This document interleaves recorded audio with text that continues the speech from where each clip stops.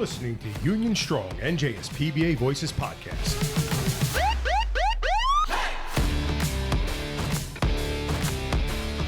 The intro is brought to you by the New Jersey State PBA-owned Federal Credit Union, offering competitive rates and fast loan approval. Visit www.njspbafcu.org. Hello and welcome to episode 50 of Union Strong NJSPBA Voices Podcast. I'm your host, Vinny Rizzo, and today we're talking to Benny Lisojo, the president of Hudson County Corrections PBA Local 109. When we talk about law enforcement in New Jersey, the conversation often turns to police on the streets, investigations, or community programs. But there's another critical piece of the system: county corrections. Inside our county jails, these professionals work every single day in one of the most challenging, misunderstood, and underappreciated environments in public safety. The truth is, the state of county corrections is at a crossroads. Staffing shortages, safety concerns, legislative pressures, and questions about the future of the profession all hang in the balance. The men and women who walk through those gates and work behind those walls every day deserve to have their voices heard, their sacrifices recognized, and their future secured. This episode is not just another conversation. It's a powerful step toward change.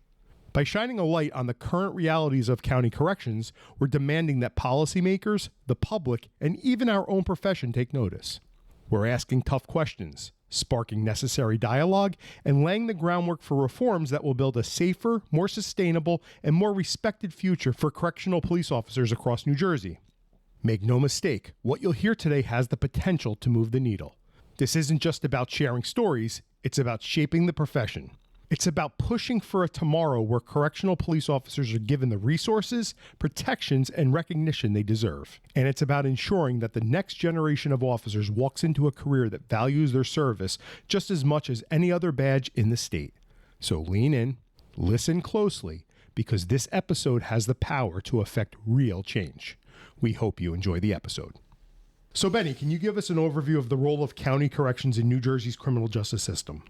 Well, the role mainly for a county correction is to house anybody that's arrested that hasn't been sentenced yet, 364 or less.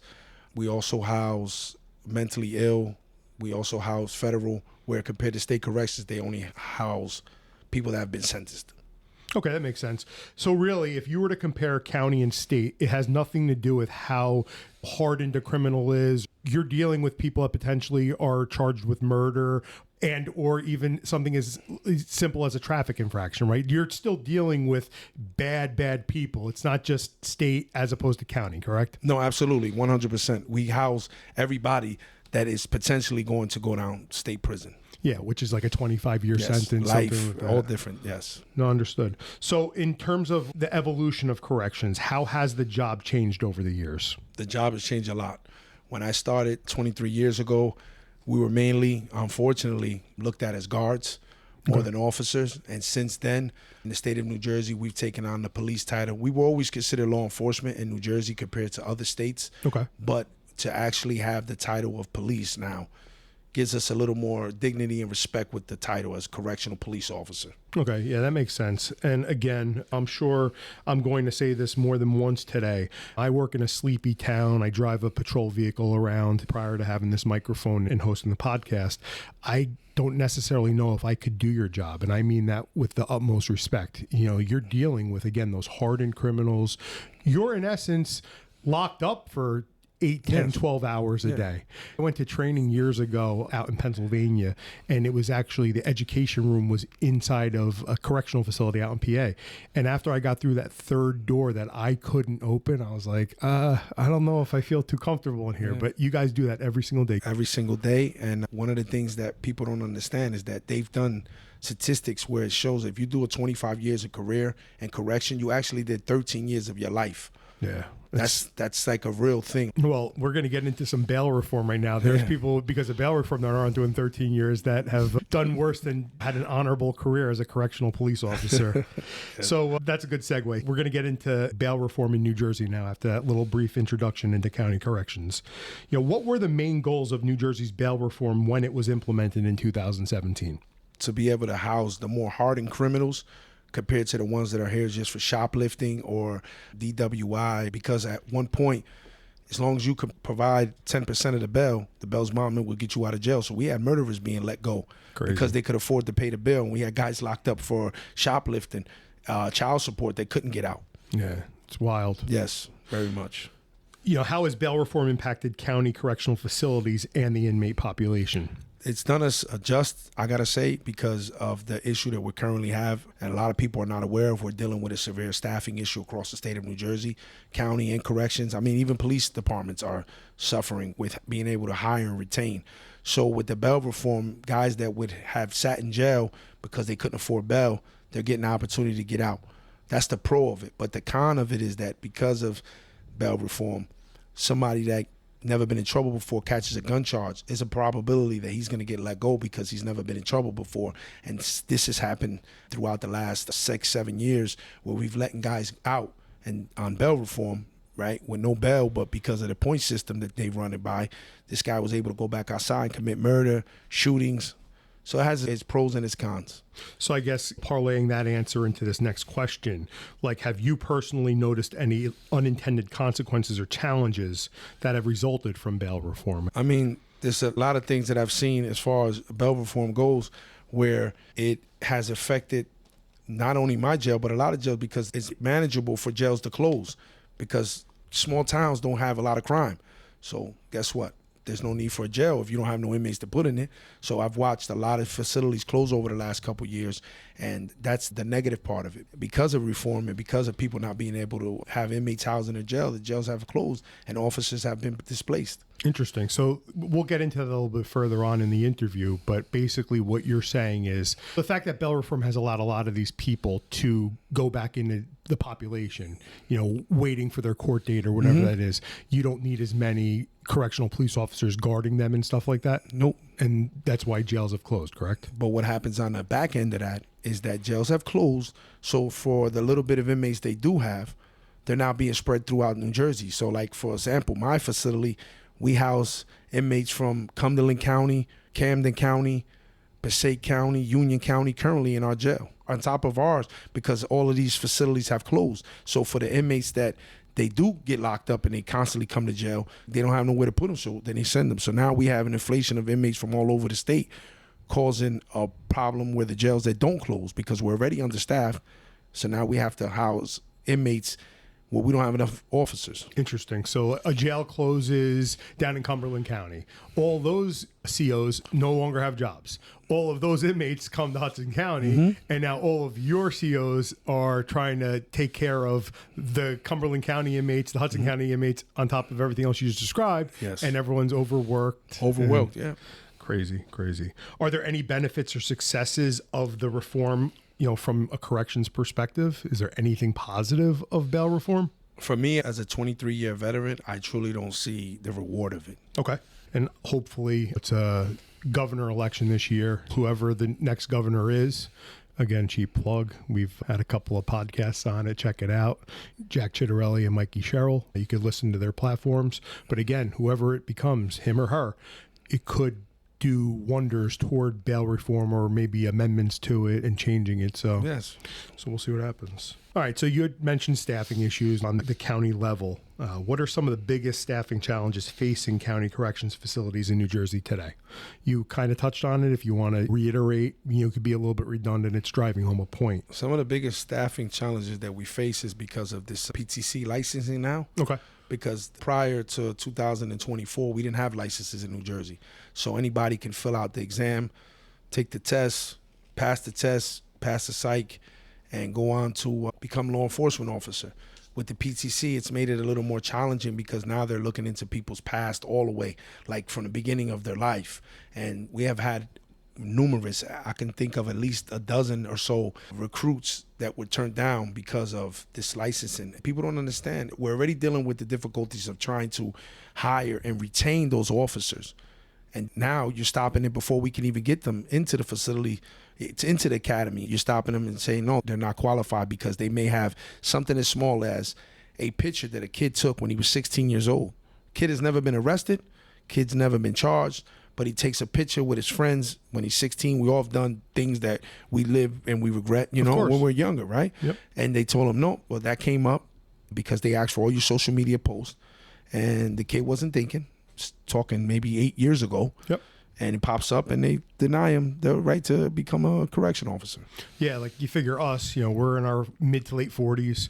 Social media became a thing when we were already long into this career. Yes. But you figure a new recruit that's 23, Yes.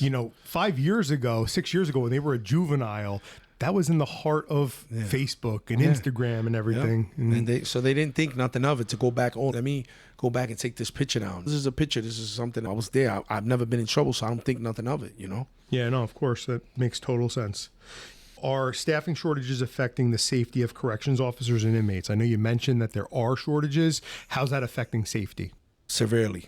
I've seen the rise of officer assaults. I've seen the rise of inmate assaults. There's a lot going on. Like I said, it's a very difficult thing when you come to work and you're so short of staff that you have to have one officer working 2 units, which is equivalent to 128 inmates. At any time, one officer supervising 128 inmates. It makes it difficult. And then for the days that you have these lockdowns for 2, 3, 4 days, and then they finally come out. When they finally come out, what do you think? You don't think they got a built-up anger, frustration? The only thing that kind of helps us in a big sense, and I'm glad that they did it, was we have in the state of New Jersey, they introduced tablets. Okay. So now, even though the inmates may be locked in their cells, they're able to communicate with their families, where in the past, if they're locked down, they can't communicate. Interesting. Yes. So that's a major help. But at the same time, with the tablets, it should have been a full benefit. But because of the lockdowns constantly, because of the shortage of staff, and it's not just my department, it's every corrections department in the state is suffering from the same thing. Sure. Overwhelmed, working multiple mandatories. It's a lot going on. So the people that are suffering are both staff and the inmates being incarcerated because they can't come out to take a shower the way they want to, or they can't come out to just be outside of their cells. So even though they have the tablets now where they can talk and communicate with their families, for some of them, they just rather be outside their cells. Of course. So it's definitely taking a major toll when it comes to the security of the officers and the inmates. So I'm curious. I'm a 20-year law enforcement officer. You're over 23 years. I like this platform, this podcast, because me as the host, I learn things. I'm learning about corrections right now just through your excellent answers and stuff like that. You mentioned 128 inmates for one CO. Before there were staffing shortages and things like that, what would that number ideally be, or what should it be? It should be 2 officers to the 128. So basically, one unit. Let's say, for example, you have a Bravo and a Charlie. Okay. So Bravo 300 would be 3 East and Bravo 3 West. So it would be 1 officer on Bravo 3 East for 64 inmates, up to 64. There is times where we got 43 or 45. But full capacity. Full capacity is 64. So 1 officer and 64 for another officer. That's still 50%. Yeah. So you're dealing with 128 for one. It's a lot better having 2 for 128 or 1 per 64. Yes. It's an easy numbers game for sure. All right. Yeah, that's pretty staggering for sure. So how does stress and the nature of the job contribute to recruitment and retention issues? In the beginning, they send out recruitment teams, and their job is to make the job painted as best as possible. But as time goes on, they work there and they realize that, hey, I was told one thing and this is happening. This is one of the biggest things that I do, Vinny, when I meet with the recruits after they graduate, because I really try to meet with them prior, because they still got to go through an academy. Of course. So after they graduate, I meet with them. I'm making my business to meet with them, explain to them who I am, what is my job, give them my business card with my information on it. And one of the things that I always tell them, I don't care what they told you in the academy. I don't care what they told you over here. I said, there's going to be things that are not as picture perfect as they explain to you. I said, but if you have any concerns or any questions, no matter the time, don't ever hesitate. My cell phone is on here, my email. On top of, I work the facility still. So that's one of the things that's beneficial, because I see my guys leaving out in the morning from the overnights. I see my guys while throughout my day working. And then a lot of times I catch them the next shift coming in midday.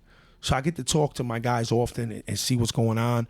And like I said, one of the biggest stress that they have is the fact that they're overworked. And a lot of them feel underappreciated because they say, we're doing all of this, and there's days where we're working wings by ourselves. And it seems like nobody seems to care, even though we do care. But it's what can we do if we don't have the staff? It's a numbers game. That's all it comes down to. Yeah.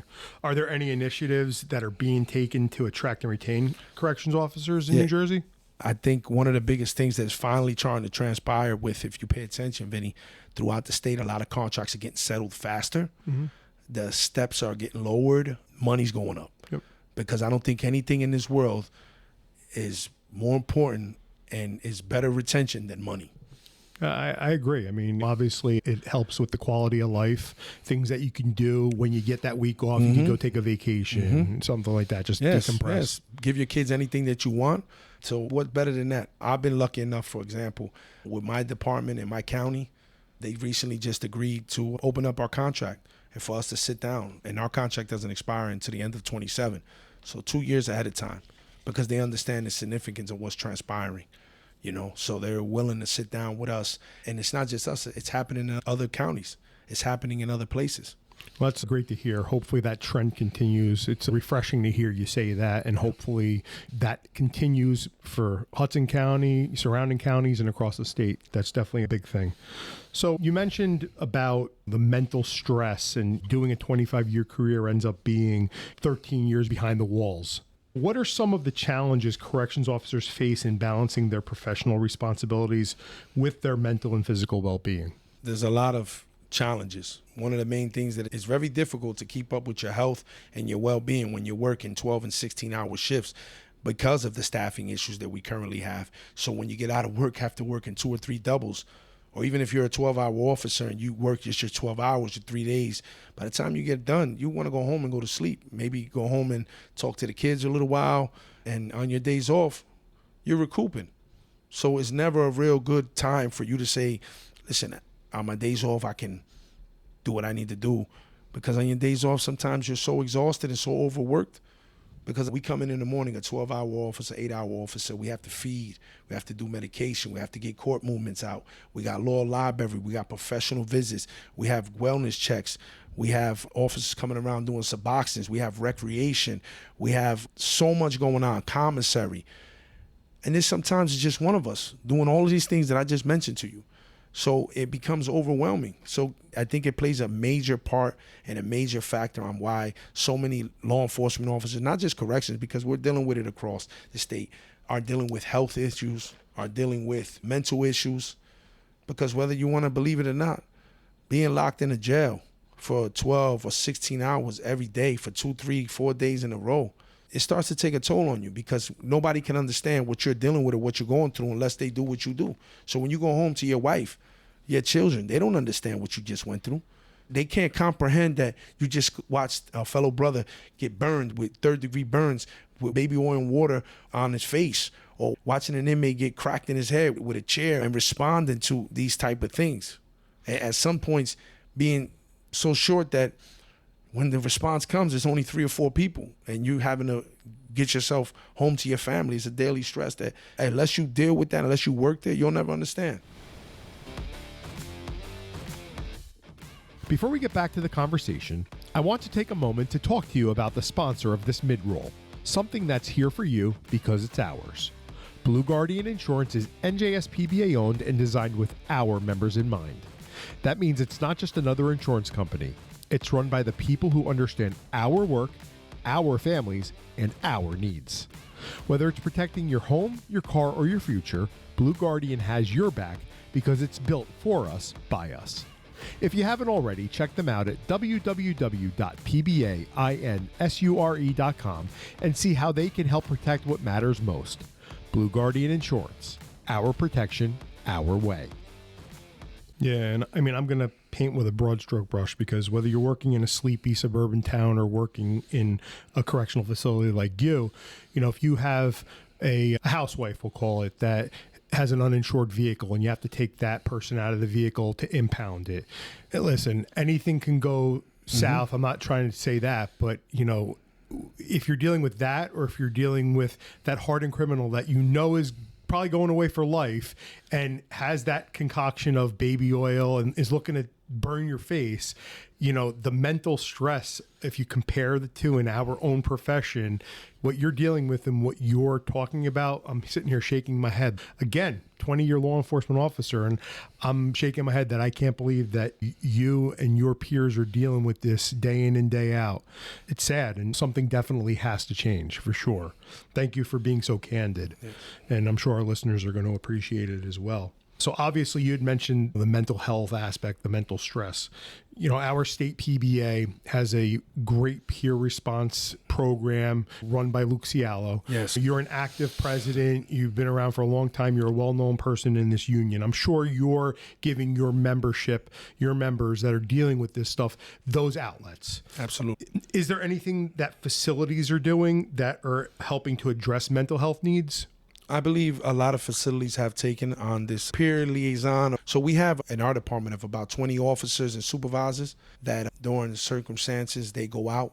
They've been out to recently, unfortunately, Essex County had some situations happen, and the sheriff's department in Hudson County and our guys have went out and been there for other departments as well as things that we go through in our department. And I always say this, for me, Vinny, I respect my peer team, their training, I respect what they do, but I don't think myself for sure and other people within my department want to speak to people from my department, because at the end of the day, we still got to work together. Sure. So mentioning Luke, I love Luke. Yeah. I've had conversations with Luke at 2 o'clock in the morning. I've had conversations with Luke at 8 o'clock at night to get my guys help. Luke has helped me in every shape and way. Luke has put me in response with people that are on the state level in corrections directly, so they can understand what we're dealing with because they're involved with it. So I always, when it comes down to something that may transpire within my department with my guys, I always lead my guys to the state part of it, because they don't have anything to do with our department. They have no skin in the game, and nobody has to ever look at anybody, because we could all be honest, we're all human, and sometimes we do that. We take it upon ourselves to maybe judge. So that's why myself, I always prefer them to reach outside. You know, there's cop to cop, there's other options, but me personally, I like the state PBA's options. I've dealt with them, not only Luke, but Dr. Steph. So I definitely take advantage of that. And I would suggest that any president or delegate, knowing that any of their members going through it, consider contacting them. Yeah, no, for sure. And I know I had asked the question specific to your facilities, but I understand kind of like the confidentiality aspect of it, and you feel better peer-to-peer talking to someone involved with the PBA than obviously somebody in your building. Yes. I understand that. As long as people, our members, you are getting the help that you need and kind of blowing off that steam, that's ultimately all that matters. Yeah, because mental health is a real thing. No, for sure, for sure. So I know you've sort of touched on it, but again, this is a big monumental episode for Union Strong. It's episode 50 episodes in, and I've stated similar things. We're going to be redundant, but if you could really drive home the point, obviously bail reform, staffing shortages, how is that affecting you and your members from being the most efficient and effective correctional police officers right now in the current climate?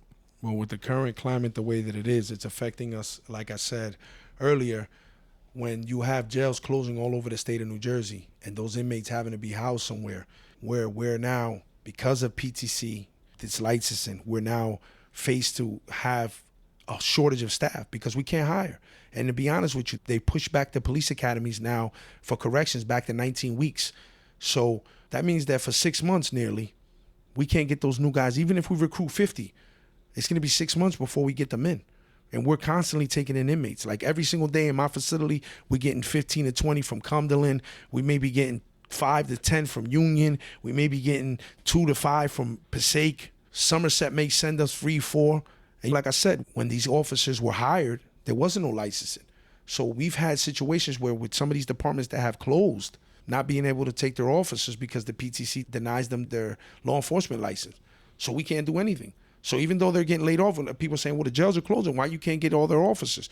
Licensing has decided that they want to implement something that we've never had. So the guys that were able to become cops 15, 10, 12, 20 years ago, they no longer allowed to be officers no more because of their history. So now we have to recruit from the street. And now you got a police departments that are shortage of staff as well. And guess what they're saying? We can poach from your class. I recently, Vinny, maybe 6 months ago, we had a guy graduate. On the day of graduation, he said, thank you for your opportunity, but I will not be coming to Hudson County Corrections. and he resigned. Went to another department? Went to another department the day of the graduation. So these are the things that we're dealing with. And recently we had the 2 governor candidates, and I got up and asked the question at the state, and I said, is there any thought of possibly doing something where maybe you lock in a person that becomes a correction officer for 2 to 3 years? So even if that person leaves, we have time to hire new people because they're poaching, right? That's the reality. If you ask a young kid, hey, you want to sit in a jail for 12 hours with possibly a no meal break, or you want to go work in the police department, where you have the freedom to drive around a town for 12 hours. You know what I mean? And most of them are going to say, no, I'll go to the street. Sure. So we're losing. And that's the biggest problem. And again, I don't say that police officers are going to go back to a correctional facility, but we just never know. But I will say this, we're not even given the opportunity. We're now, as corrections departments in the state of New Jersey, we are not allowed to poach from police departments. But the police departments have the right to poach from us. So as long as that continues to happen, we're going to face difficulties with hiring and retaining officers. So you mentioned that you brought that question up at our PBA meeting to the 2 gubernatorial candidates. You know, having a 2 to 3 year retention, 24 to 36 months. Once you put an officer through the academy, they're going to be on your books for 2 to 3 years. So that's a good thought that we could work with the next governor. Do you think there's any other specific policy changes or reforms you believe could help alleviate some of the issues you've been talking about? One of the biggest things that needs to happen, and I think that my county, for example, I told you that I recently agreed to reopen our contract. If you look at correction officers' contracts, we all have large steps, 9, 10, 16. In New Jersey, currently, my department has the highest amount of years to reach max pay. Well, how many is that? 16 years. Wow. You will not retain anybody if you tell them that they got to sit in the jail for no more than half their careers to get the top pay. To get to top pay. Yeah. And that was one of the biggest things that I argued, that I spoke about at the commissioners' meetings. And I even was able to bring some of my supervisors union with me because some of them are not in the happiest place. And so the county came back, we sat down, and they were in a little bit of agreement to say, you know what, I think you guys are correct. I think we need to sit down and have a conversation.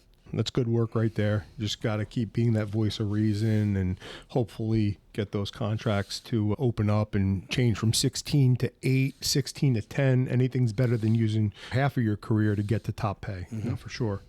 So let's get that crystal ball out. Benny, what do you think the future of county corrections looks like in New Jersey? You know, particularly in light of the ongoing staffing and policy challenges. I personally, and it bothers me to say this, but I have to be completely honest. Yeah, as you should.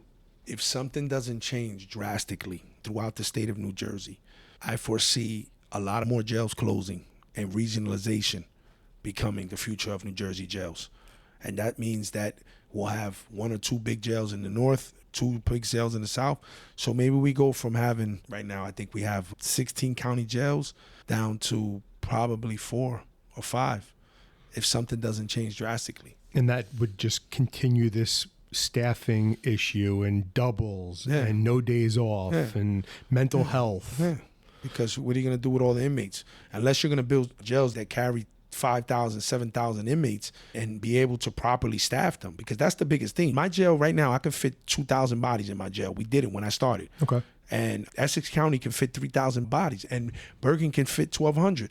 So we have space to fit inmates. There's just no officers. There's no officers to facilitate. You can't have the jail empty. Yep. You know what I mean? It's just not going to work. And I think until the powers that be, which is the governors, the county commissioners, get together and say, okay, you know what, we got to do something here. Because if not, we're going to be in trouble. Because we want to, whether it's a small town, whether it's a big town like Newark or Trenton, crime is going to continue to take place. Crime is never going away. Never going away. Murder's never going away. Shoplifting's never going away.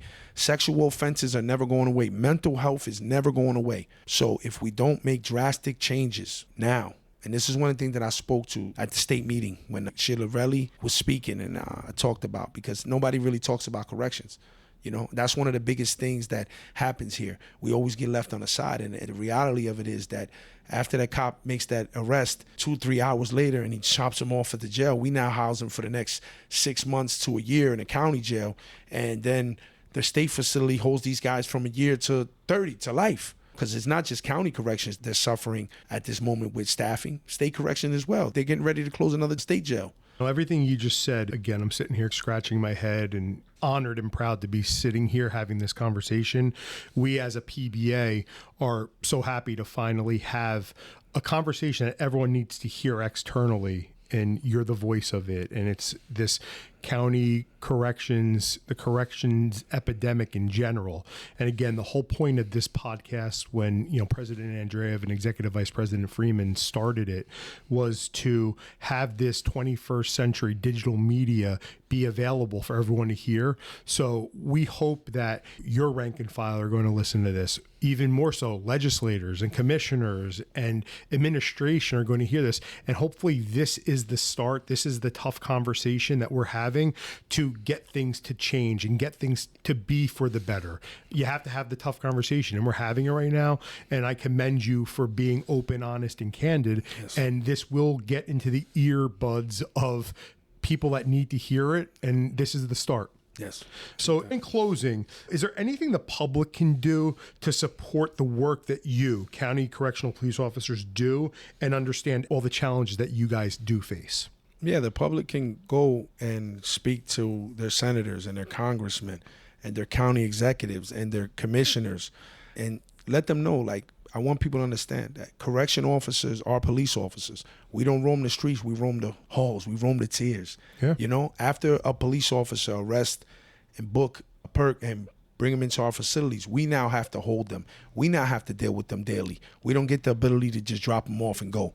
They're on our watch, their safety, their security, our safety, our security, for our medical staff, for our civilian staff, for our brothers and sisters rank and file. There is a lot going on. And if nobody stands up for us and nobody stands up for what we do, then who will? And ultimately, we will have ourselves with nowhere to house these inmates that are now going to be left out in the street to roam around and continue to commit murder and continue to rape and continue to steal and continue to harass people. Like I said, without us, there's nowhere to put these guys. So we can have 100 million cops to lock the guys up. But then after that, what? So you guys have to go and you guys have to speak to your commissioners, to your congressmen, to your senators, to your governor, the one that's going to be elected, our next governor for the next 4 years, because the next 4 years are critical in corrections. Critical. Because guess what? Even though police departments are themselves suffering with shortage of staff, 8 out of 10 guys would prefer to go to a police department. 8 out of 10 would prefer to go to a police department than to go to a jail. So how do we change that culture? We have to change the culture now. Like I said, they've done things over the last couple of years to benefit incarcerees, from tablets to street eats, which now, if nobody knows, street eats and the jails are, they're allowed to order cheesesteaks and pizza and fruit platters and cheesecake from Junior's.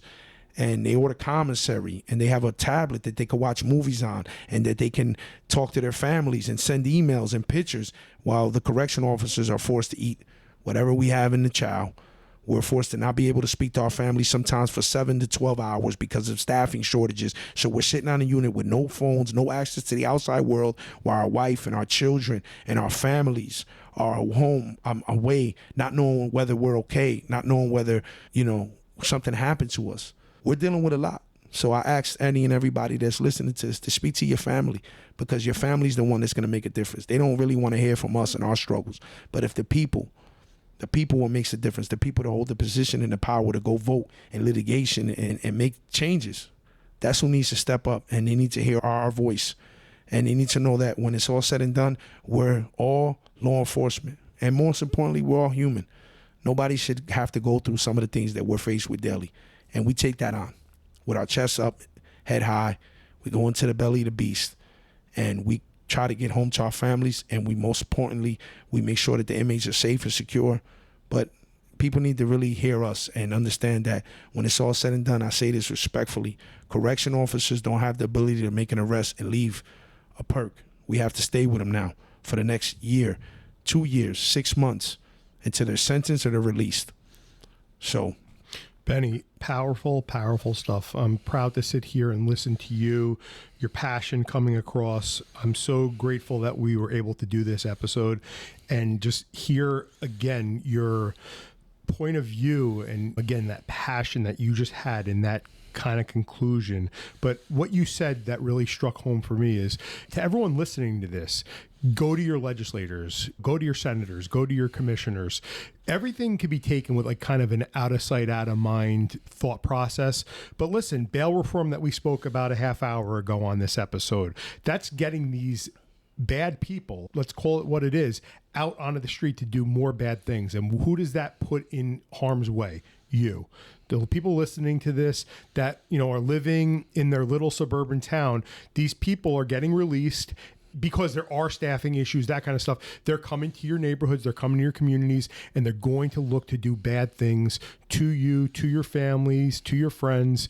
We need change. We need change now. So again, call the powerful people that can make change happen. So Benny, again, thank you for bringing that to light.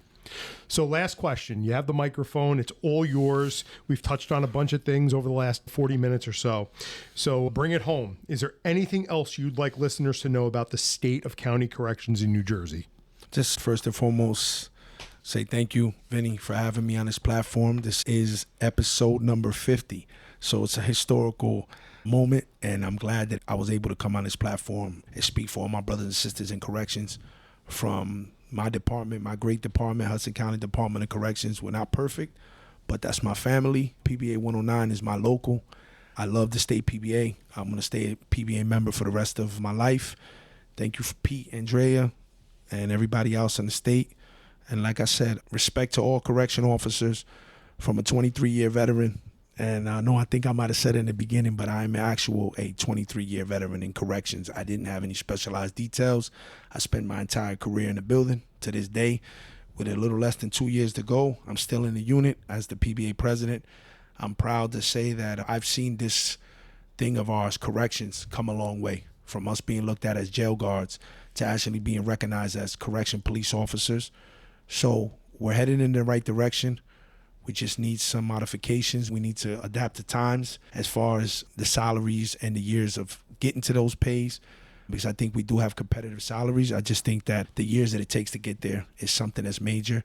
Obviously, we have to figure out some things governmentally that are going to make corrections more appealing to the younger guys, to the mid-age guys and ladies to come and stay and make a career of it, because it is possible to make a career. I've spent 23 years. I raised 4 kids. I've given a lot to this place, to my department. And again, like I said, anybody looking, corrections are hiring all over the state, particularly mine's Hudson County Department of Corrections.